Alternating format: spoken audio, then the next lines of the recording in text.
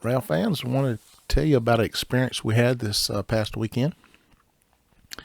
It was our 47th wedding anniversary. We decided to do something that we wanted to do for some time, and that is go to Chattanooga, see the Tennessee Valley Railroad Museum. We didn't know we was going to get a little train ride along with it, but for $11 for an adult, it's well worth the value.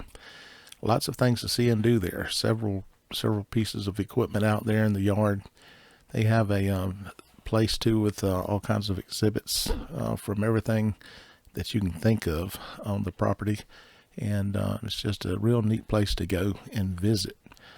We were extremely tickled to have been able to do this, and while we were waiting on our departure time, we scoured the yard. My wife found a train that she was looking at pretty close, but it's actually the real deal. It actually pulls cars in rainy days instead of the steam locomotive. Real neat place. Yeah, you see on top of the locomotive there. See up there over the number. I was trying to show her they had to put a guard over the rungs that you can get on top of the train. Folks, just respect the property at museums and places that you go. 5,000 is the working engine. It actually pulls the cars. But while we were looking at that, we heard a train in the background, and up on an elevated rail bed up there is the Norfolk Southern was running cars on the regular freight schedules, and we decided to take a look. The old man had to climb up the rock bed to get up there, but we decided the next time we're gonna video trains, the best place is just right here. They must have been about every 20 minutes a train coming by. Wonderful place to shoot trains, that's for sure. Who would have ever thought that you could see that many trains next to the train museum? All in all, it was a good day. We had a beautiful day. The day before, it had rained. It was blowing wind, sometime up to 35-mile-an-hour gust. Really, we picked the right day to come and see the museum. She was very tickled that we made the plans that we did. These are some old freights and some engines that they have in the museum, out in the yards, and they do have a repair center that we did get to visit. We actually rode to it on the train, and they have restoration and do all kinds of repairs and restorations on old cars. Good time.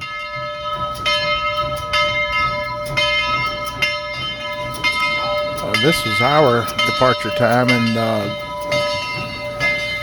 4501 pulls in, and so everybody had to unload, and once they got unloaded, check the passenger cars. We loaded up and got ready to take about 3 miles. It's about 3 miles that they take you down to where that repair shop's at. They do a turnaround and come back.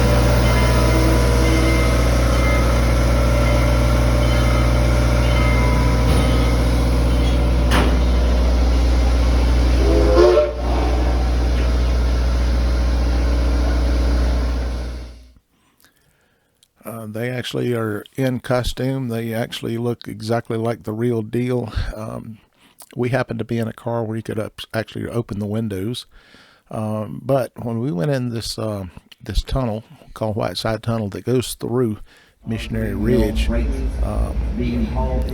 could have. There was only a foot of clearance on each side of the train.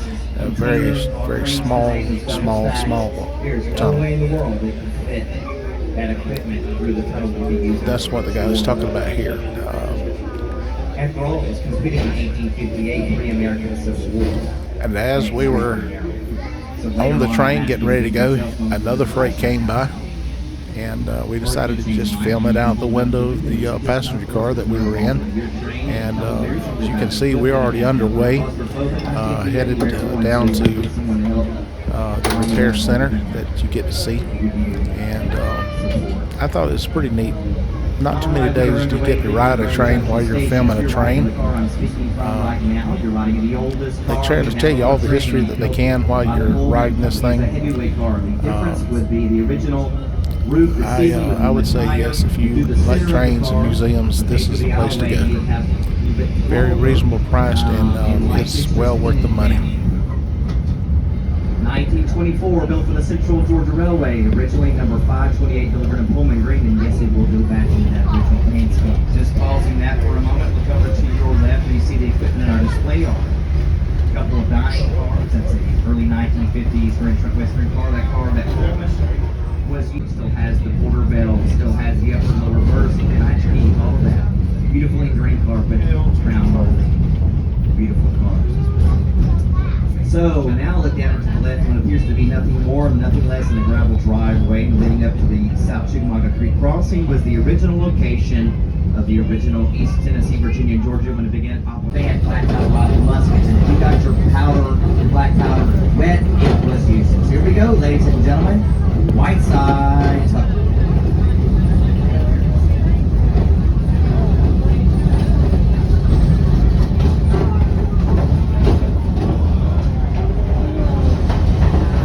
As you can see, it is very close out there. I dare say if you stuck your head out that window, you'd have the top of your head ground off with those rocks. It's a pretty neat experience. As we come out on the other side, you actually feel yourself going down a grade. And it's really a neat experience.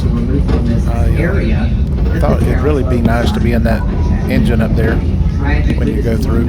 It's a coal burning engine, and when you're in that tunnel, the smoke has nowhere to go but come in there with you, and it'll make your eyes burn a little bit. And I thought about how everybody romances the old days of the coal burning engines. I'm not sure if those are the good old days or not. We're pulling into the repair center now.